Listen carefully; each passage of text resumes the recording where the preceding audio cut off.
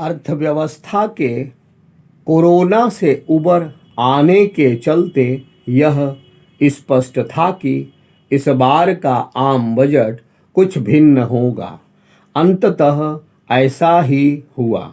मोदी सरकार के वर्तमान कार्यकाल का आखिरी पूर्ण बजट प्रस्तुत करते हुए वित्त मंत्री निर्मला सीतारमन ने यह स्पष्ट किया कि इस वर्ष 9 राज्यों के विधानसभा चुनाव और अगले वर्ष आम चुनाव होने के बाद भी सरकार लोकलुभावन राजनीति से दूर रहेगी।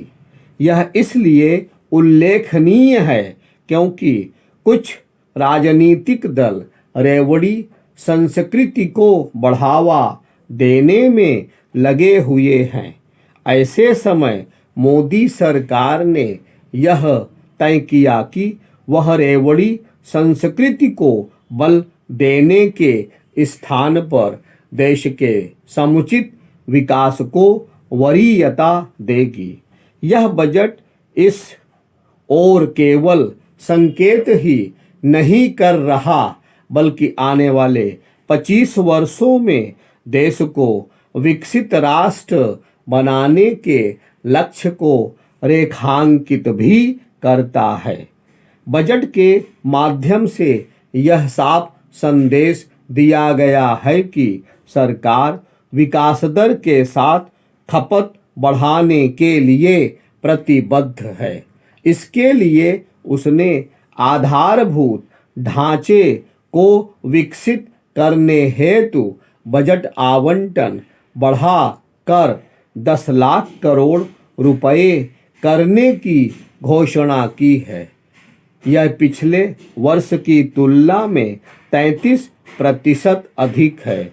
स्पष्ट है कि यह कदम न केवल आवश्यक आधारभूत ढांचे का निर्माण करने में सक्षम होगा बल्कि विकास को बल देने के साथ रोजगार के अवसरों को बढ़ाने में भी सहायक होगा। अमृतकाल में आए बजट की एक अच्छी बात यह भी है कि सरकार ने राजकोषीय घाटे को सीमित रखते हुए आधारभूत ढांचे के निर्माण को बल देने के साथ ही शहरी ढांचे को सुदृढ़ करने पर भी ध्यान दिया है। इसके लिए नगर निकायों को म्यूनिसिपल बॉन्ड के जरिए वित्तीय मामले में आत्मनिर्भर बनाने का संदेश दिया गया है।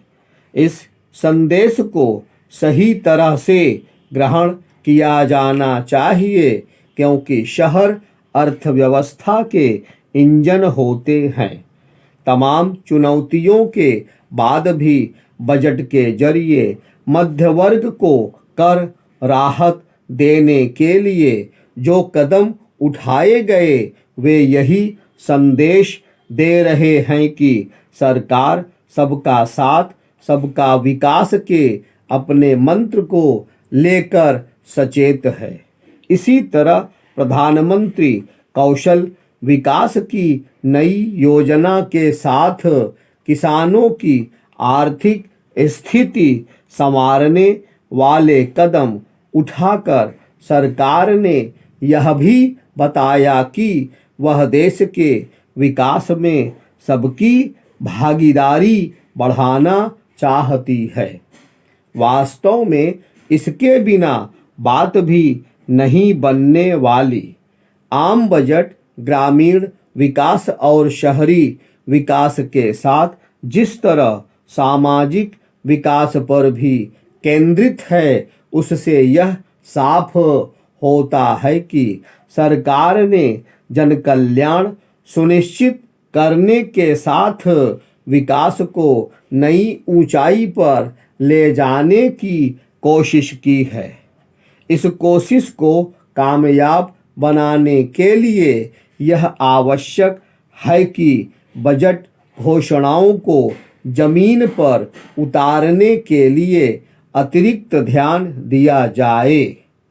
एक बेहतर बजट वही होता है जिसकी घोषणाओं पर सही तरह से अमल किया जाए।